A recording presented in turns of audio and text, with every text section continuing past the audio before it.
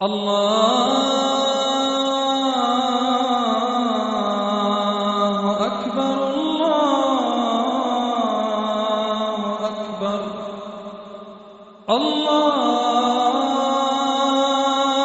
أكبر الله أكبر.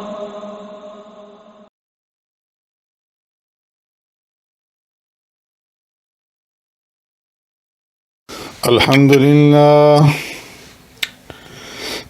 لله وحده والصلاة والسلام على من لا نبي بعده اما بعد. میرے معزز سامعین و ناظرین، السلام علیکم ورحمۃ اللہ وبرکاتہ۔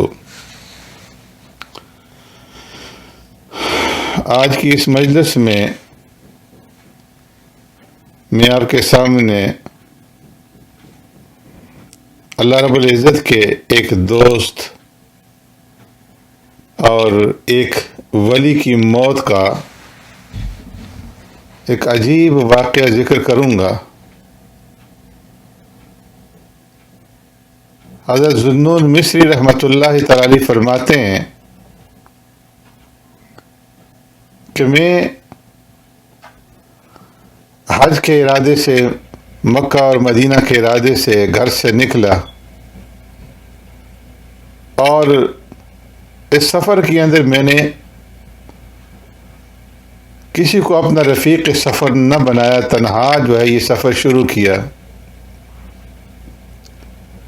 میں اسی حالت میں سفر کر رہا تھا کہ ایک بیابان علاقے کے اندر میں جا پہنچا، اور میرے پاس جو توشہ سفر تھا، زاد راہ تھا، وہ ختم ہو چکا تھا،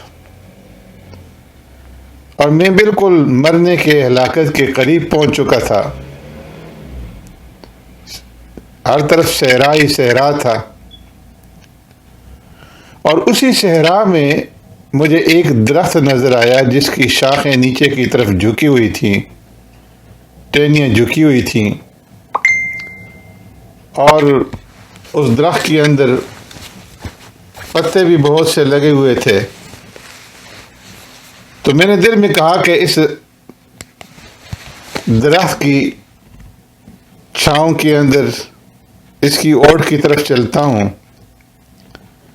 اور اس کے سائے میں جا کر کے بیٹھتا ہوں، آرام کرتا ہوں، یہاں تک کہ اللہ رب العزت میری موت کا فیصلہ فرما دے۔ فرماتے ہیں کہ جب میں اس درخت کے قریب پہنچا تو اس کے سائے میں بیٹھنے کا جب میں نے ارادہ کیا تو اس درخت کی ٹہنیوں میں سے ایک ٹہنی کے ساتھ میرے چمڑے کا جو تھیلا تھا وہ اٹک گیا، اور جب میں اس تھیلے کو اس ٹہنی سے چھڑا رہا تھا تو اس کھینچا تانی کے اندر جو پانی اس تھیلے کے اندر تھا وہ بھی بہہ گیا، جس سے مجھے زندگی کی کچھ امید تھی۔ اب میرے پاس وہ پانی بھی باقی نہیں رہا تو مجھے اپنی ہلاکت اور موت کا پختہ یقین ہو گیا۔ میں اس درخت کے سائے کے اندر بیٹھ گیا اور ملک الموت کے انتظار میں لگ گیا کہ کب موت کا فرشتہ آئے گا اور میری روح قبض کرے گا۔ میں اسی حالت میں درخت کے نیچے لیٹا ہوا تھا کہ میں نے اچانک ایک غمگین سی آواز سنی جو کسی غمگین شخص کے دل سے نکل رہی تھی، اور وہ کہہ رہا تھا: الہی سیدی مولائی، اگر آپ مجھ سے راضی ہیں تو آپ اس کو مزید بڑھا دیں تاکہ یا ارحم الراحمین آپ مجھ سے راضی ہو جائیں۔ حضرت ذوالنون فرماتے ہیں کہ میں اپنی جگہ سے اٹھا اور اس آواز کی طرف چلنا شروع کر دیا، تو میں نے دیکھا کہ ایک حسین چہرے والا ایک خوبصورت حسین آدمی ریت کے اوپر پڑا ہوا ہے اور گدھ اس کو چاروں طرف سے گھیرے ہوئے ہیں اور اس کے گوشت کو نوچنا چاہتے ہیں۔ میں نے اسے سلام کیا، اس نے سلام کا جواب دیا اور مجھے کہا کہ اے ذوالنون، جب توشہ سفر ختم ہو چکا اور پانی بہہ چکا تو تو موت اور فنا کا یقین کر بیٹھا۔ میں نے جب اس کی یہ بات سنی تو میں اس کے سرہانے بیٹھ گیا۔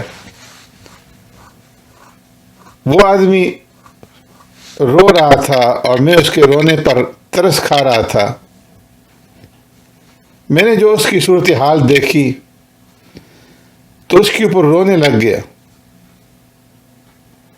فرماتے ہیں کہ اسی حالت میں تھا کہ اچانک کھانے کا ایک پیالہ میرے سامنے تھا اور اس آدمی نے زمین کے اوپر اپنی ایڑی ماری تو پانی کا ایک چشمہ پھوٹ پڑا جو دودھ سے زیادہ سفید اور شہد سے زیادہ میٹھا تھا۔ اس نے مجھے مخاطب کرتے ہوئے کہا کہ ذوالنون، کھاؤ اور پیو اور تم بیت اللہ شریف ضرور پہنچو گے، لیکن اے ذوالنون، مجھے تم سے ایک کام ہے، اگر اس کو پورا کرو گے تو تمہیں اجر و ثواب ہوگا۔ میں نے کہا وہ کیا ہے؟ کہا جب میں مر جاؤں تو مجھے غسل دے دینا اور اس کے بعد مجھے دفن کر دینا اور درندوں اور پرندوں سے چھپا دینا، اس کے بعد تم اپنے سفر پہ چلے جانا، اور جب تم حج کر چکو تو حج کی فراغت کے بعد جب تم واپس بغداد شہر پہنچو گے اور باب الزعفران سے داخل ہوں گے تو وہاں پر تم بچوں کو کھیلتے ہوئے پاؤ گے۔ ان بچوں نے رنگ برنگ کپڑے پہنے ہوئے ہوں گے، تو وہیں پر ایک کمسن نوجوان کو بھی تم پاؤ گے جس کو کوئی شے بھی اللہ تبارک و تعالیٰ کے ذکر سے غافل نہیں کر پا رہی ہوگی۔ اس نوجوان نے کپڑے کا ایک ٹکڑا اپنے کمر کے ساتھ لپیٹا ہوا ہوگا اور ایک کپڑا اپنے کندھوں پر ڈالا ہوا ہوگا۔ اس کے چہرے کے اوپر آنسوں کے آثار سے 2 سیاہ لکیریں پڑی ہوئی ہوں گی۔ جب تو اس نوجوان سے ملے تو وہ میرا بیٹا ہوگا، میری آنکھوں کی ٹھنڈک ہوگا، اس کو میرا سلام کہہ دینا۔ حضرت ذوالنون فرماتے ہیں جب میں اس کی بات سے فارغ ہوا تو اس کو یہ کہتے ہوئے سنا، اشہد ان لا الہ الا اللہ واشہد ان محمد رسول اللہ۔ اس نے یہ کلمہ پڑھا اور ایک چیخ ماری اور دنیا کو چھوڑ دیا۔ میں نے اس کے اوپر انا للہ و انا الیہ راجعون پڑھا۔ میرے پاس میرے سامان میں ایک قمیض تھی جو مجھے پسند تھی اور میں اس کو اپنے سے دور نہیں کرنا چاہتا تھا۔ میں نے اس کو اسی پانی سے نہلایا، کفنایا اور اس قمیض کے اندر میں نے اس کو کفنا کر کے اسے دفنا دیا اور بیت اللہ شریف کی طرف چل پڑا۔ جب میں نے حج کے اعمال کیے اور حج کے اعمال سے فارغ ہوا تو مدینہ منورہ روضہ رسول صلی اللہ علیہ وسلم کی زیارت کے لیے نکل پڑا، اور جب مدینہ کی زیارت سے فارغ ہوا تو واپس اپنے شہر بغداد چل دیا، اور جب میں بغداد واپس پہنچا تو عید کا دن تھا اور بچے رنگ برنگ کپڑے پہنے ہوئے کھیل رہے تھے۔ میں نے ان بچوں کی نظر دوڑائی تو وہ نوجوان جس کا ذکر اس آدمی نے، اس اللہ والے نے کیا تھا، وہ بیٹھا ہوا تھا اور کوئی بھی قیمتی سے قیمتی شے اسے رب العالمین سے بے توجہ نہیں کر رہی تھی۔ اس کے چہرے کے اوپر صدمے کے آثار ظاہر تھے، چہرے پر آنسوں کے آثار سے 2 سیاہ دھاریاں تھیں اور اس کی زبان کے اوپر یہ الفاظ تھے: الناس كلهم للعيد قد فرحوا وقد فرحت أنا بالواحد الصمد. الناس كلهم للعيد قد صبغوا وقد صبغت ثياب الذل والكمد. الناس كلهم للعيد قد غسلوا وقد غسلت أنا بالدمع للكبد. فرمایا سارے انسان عید کی خوشی منا رہے ہیں اور میں واحد صمد رب العالمین کی ذات سے خوش ہوں.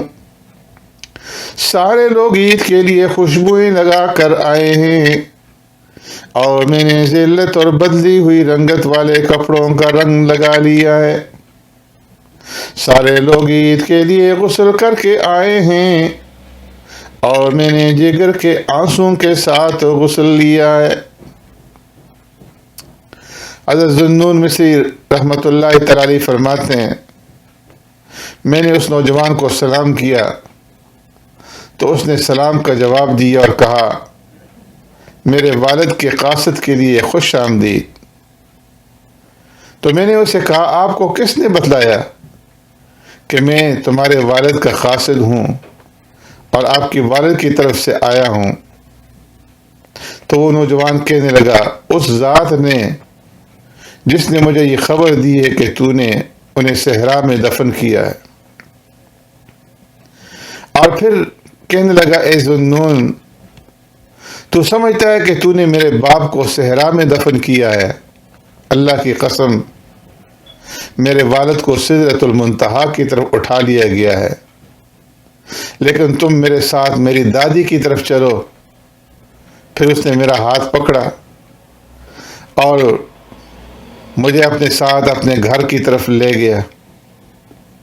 جب دروازے تک پہنچا تو دروازے کے اوپر اس نے ہلکی سی دستک دی، دروازے کو کھٹکھٹایا.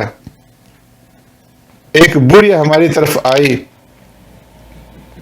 جب اس نے مجھے دیکھا تو کہنے لگی: جس نے میرے حبیب اور آنکھوں کی ٹھنڈک کو دیکھا ہے اس کو خوش آمدید. میں نے کہا کہ آپ کو کس نے بتلایا کہ میں نے اسے دیکھا ہے؟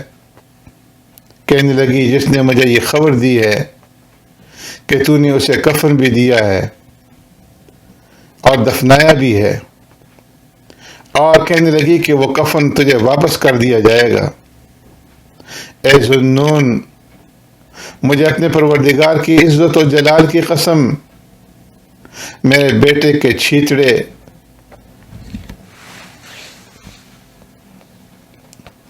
اللہ رب العزت کی ہاں اس قدر محبوب ہیں کہ اللہ تبارک و تعالی ملائے اعلیٰ کے فرشتوں کے سامنے فخر فرما رہے ہیں. اور پھر وہ بوڑھے کہنے لگی کہ ذوالنون، میری آنکھوں کی ٹھنڈک، میرے دل کے ٹکڑے، میرے بیٹے کو تو نے کس طرح الوداع کیا، ذرا اس کی حالت کو تو بیان کر. میں نے اسے کہا: میں نے اسے بے آب جنگل میں ریت اور پتھروں کے درمیان اکیلا چھوڑا ہے. جو کچھ اس نے اپنے پروردگار سے امید باندھی تھی وہ اسے نصیب ہو گئی.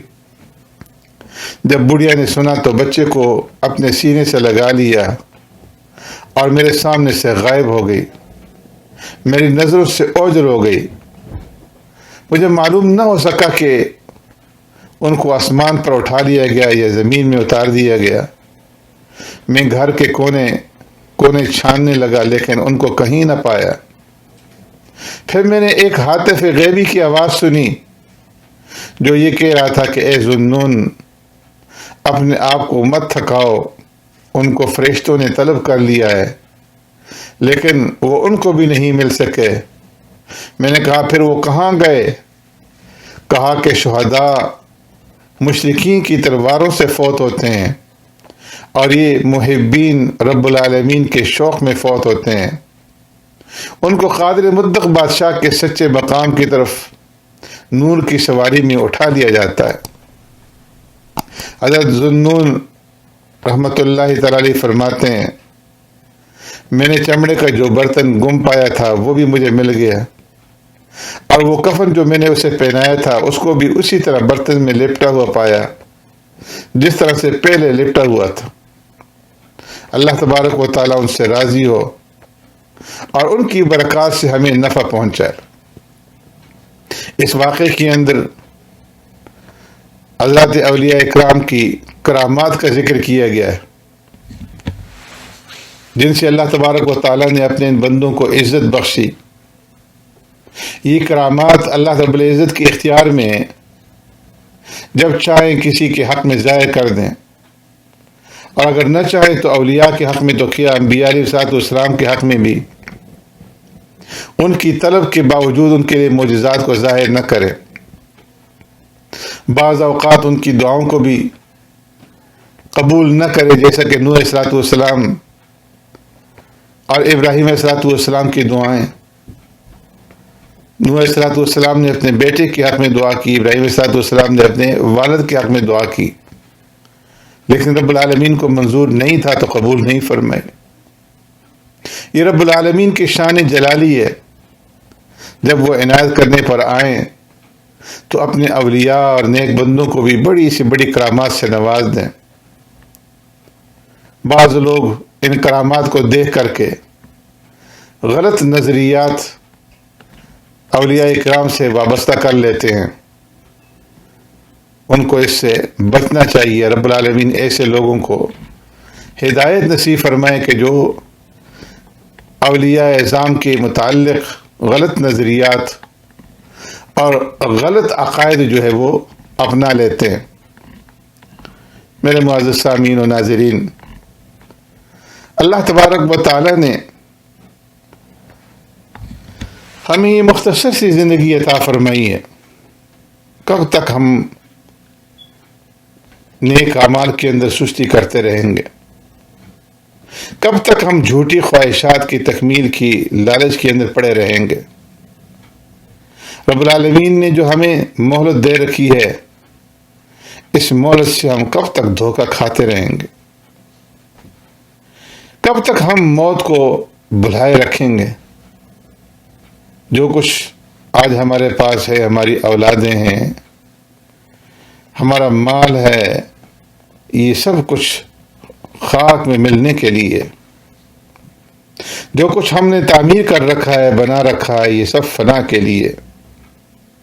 جو ہم نے جمع کر رکھا ہے، یہ سب ختم ہونے کے لیے۔ ہمارے ساتھ ہمارے اعمال جائیں گے، اور روز محشر انہی اعمال کے مطابق ہمارا حساب و کتاب ہوگا۔ فرمایا وَلَوْ أَنَّا إِذَا مِتْنَا تُرِكْنَا لَكَانَ الْمَوْتُ رَاحَةً كُلِّ حَيٍّ وَلَكِنَّا إِذَا مِتْنَا بُعِثْنَا وَنُسْأَلُ بَعْدَهَا عَنْ كُلِّ شَيْءٍ۔ فرمایا اگر ہم مرنے کے بعد چھوڑ دیے جائیں تو موت ہر جاندار کے لیے راحت بن جائے۔ مرنے کے اوپر ہی انسان کا اگر خاتمہ ہو جائے تو پھر موت انسان کے لیے راحت اور سکون کا ذریعہ بن جائے، لیکن ایسا نہیں ہے، بلکہ مرنے کے بعد دوبارہ ہمیں پھر جی اٹھنا ہے۔ وَلَكِنَّا إِذَا مِتْنَا بُعِثْنَا وَنُسْأَلُ بَعْدَهَا عَنْ كُلِّ شَيْءٍ۔ لیکن ہم نے جب مرنا ہے تو پھر جینا ہے، اور اس کے بعد ہر شے کے متعلق ہم سے سوال ہوگا۔ زندگی جی کس طرح سے گزاری ہے، ایک ایک چیز کے بارے میں ہمیں جواب دہی کرنی ہوگی۔ حضرت عمر بن خطاب رضی اللہ تعالیٰ عنہ فرماتے ہیں کہ جب کوئی انسان گناہ کرتا ہے تو ہر گناہ اپنے ساتھ 10 برائیاں لے کر کے آتا ہے۔ فرماتے ہیں کہ تمہیں اللہ رب العزت کا یہ فرمان دھوکے کے اندر نہ ڈالے، من جاء بالحسنة فله 10 أمثالها ومن جاء بالسيئة فلا يجزى إلا مثلها۔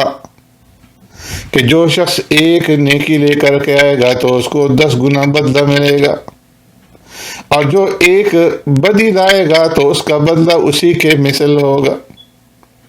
اللہ رب العزت کا یہ قانون ہے اس امت کے لیے کہ جو بھی انسان کوئی بھی نیک عمل کرے گا تو کم از کم ایک نیکی کا بدلہ جو ہے اس کو 10 گنا ملے گا۔ 1 پاؤنڈ اللہ کے راستے میں صدقہ کیا ہے تو 10 پاؤنڈ صدقہ کرنے کا ثواب ملے گا۔ 1 قرآن پڑھا ہے تو 10 قرآنوں کے مطابق اس کا ثواب ملے گا۔ 1 نماز ادا کی ہے 10 نمازوں کا ثواب ملے گا۔ یہ تو عام قانون ہے کہ ایک نیکی کرے گا تو 10 گنا اس کے اوپر جو ہے وہ عطا کیا جائے گا، اور اگر کوئی گناہ کرے گا تو ایک ہی گناہ لکھا جائے گا۔ لیکن فاروق اعظم رضی اللہ تعالیٰ عنہ فرماتے ہیں اگرچہ گناہ ایک ہے لیکن اس کے پیچھے بھی 10 برائیاں ہوتی ہیں۔ جب بندہ کوئی گناہ کرتا ہے تو پہلی برائی تو یہ ہے کہ وہ اللہ کو غصہ دلاتا ہے، اور اپنے غصے کو استعمال کرنے پر رب العالمین قادر ہے۔ تو گناہ کی نحوست یہ ہے کہ ایک گناہ کے ساتھ 10 برائیاں جو ہے وہ اس کے ساتھ آتی ہیں۔ ایک تو اللہ رب العزت کا غصہ، دوسرا گناہ کر کے انسان ابلیس لعین کو، شیطان لعین کو خوش کرتا ہے، اور تیسرے وہ جنت سے دور ہو جاتا ہے، چوتھے وہ دوزخ کے قریب ہو جاتا ہے، اور پانچویں وہ اپنی سب سے پیاری شے اپنی جان کو اذیت کے اندر پہنچا دیتا ہے۔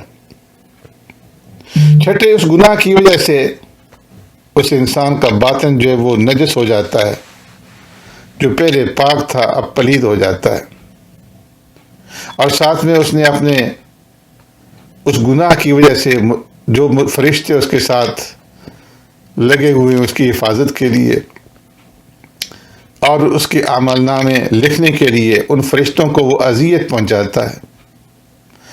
اور 8ویں بات یہ کہ وہ اس گناہ کے ذریعے سے آقا نامدار سرور کائنات رحمت دو عالم صلی اللہ علیہ وسلم کو غمگین کرتا ہے، اور 9ویں اس نے اپنی جان پر سب آسمانوں اور زمین اور جتنی بھی مخلوقات ہیں آسمانوں اور زمین کے درمیان میں، ان تمام مخلوقات کو اپنی نافرمانی کا گواہ بنا لیا،